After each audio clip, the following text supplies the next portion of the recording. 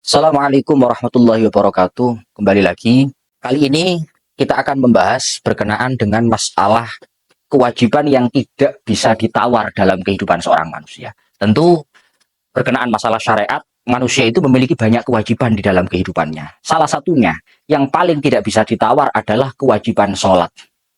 Berkenaan masalah kewajiban sholat, bagaimana ketika seseorang itu mati, ketika seseorang itu meninggal, wafat, dalam kondisi dia punya tanggungan sholat. Mungkin memang dia dulu nakal tidak sholat. Atau mungkin dia sebelum meninggal mengalami sakit yang sehingga sama sekali tidak memungkinkan dia untuk melaksanakan sholat. Ya memang sholat itu bisa saja dilakukan dengan cara apapun. Mungkin hanya dengan menjalankan rukun-rukunnya sholat di hati. Tapi ini memang betul-betul tidak mungkin. Bagaimana ketika seperti itu? Dan dia ketika meninggal, ketika wafat, ketika mati dalam kondisi memiliki tanggungan sholat. Lantas apakah sholatnya itu bisa untuk dibayarkan, bisa untuk dituntaskan, dilunasi oleh ahli waris? Di dalam kitab Fathul Mu'in yang kemudian disyarai oleh kitab I'anatul Talibin dikatakan, faidatun man mata wa alaihi sholatun fala qada'a wala fidyata. Seseorang yang meninggal dalam kondisi memiliki tanggungan sholat, hutang sholat, maka sholat itu tidak bisa dikodokkan dan juga tidak bisa difidyahkan. Artinya tidak bisa diganti dengan beras, diganti dengan fidyah, itu tidak bisa. Tentu hal ini berpijak pada satu ayat di dalam Al-Quran, kan wala taziru waziratun wizra ukhra.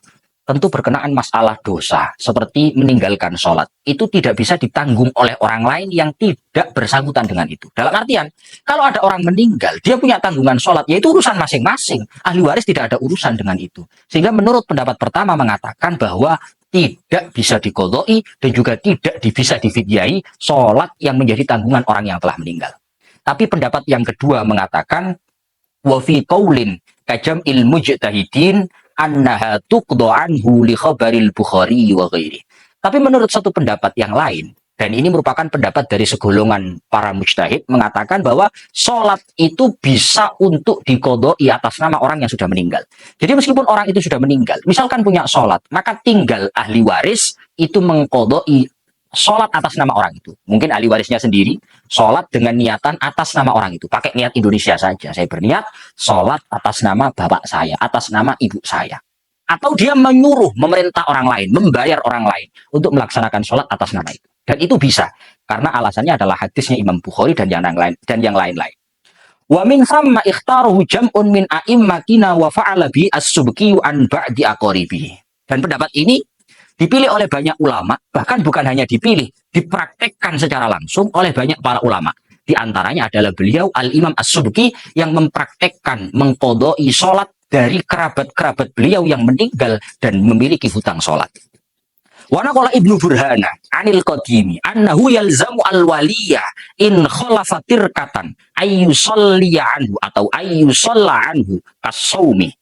Bahkan di dalam Qaul Qadim dikatakan bahwa manakala orang yang mati itu dalam kondisi memiliki tirkah, memiliki harta warisan, maka harta warisan itu wajib untuk digunakan membereskan sholatnya orang itu. Dalam artian, misalkan orang yang meninggal itu punya harta tinggalan berapa juta. Kalau ahli waris tidak mau untuk membebaskan hutang sholat itu, maka setidaknya bayar orang lain untuk melaksanakan sholat atas nama orang itu. Dan itu tidak bisa ditolerir. Itu wajib. Sebelum dibagi warisannya, bayar dulu orang untuk membebaskan sholat. Begitupun permasalahan puasa. Sama dengan sholat ini. Dilanjutkan wa fi wajhin alaihi katsiruna min ashabina annahu yut'amu an kulli shalat annahu yut'imu an kulli shalatin muddan. Di dalam satu pendapat dikatakan bahwa berkenaan masalah sholat ataupun puasa yang menjadi hutang orang yang telah meninggal, itu ternyata ada opsi lain. Bukan cuma bisa dikodoi, tapi ada opsi lain diganti dengan semisal difidyah.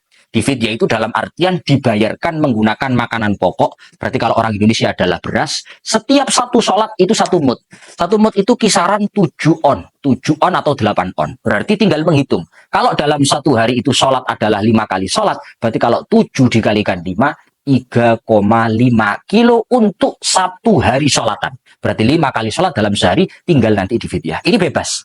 Ini bebas. Mau dikodok bisa, mau difidyah bisa. Yang jelas, yang penting untuk dicatat adalah ketika orang yang mati ini meninggalkan harta warisan, jangan sampai ahli waris santai-santai tidak mau membebaskan tanggungan daripada orang yang mati. Karena ini sama dengan hutang uang. Ini wajib untuk dibereskan menggunakan harta orang yang mati itu sebelum harta itu diwaris oleh para ahli waris. Mungkin itu, semoga bermanfaat. Wassalamualaikum warahmatullahi wabarakatuh.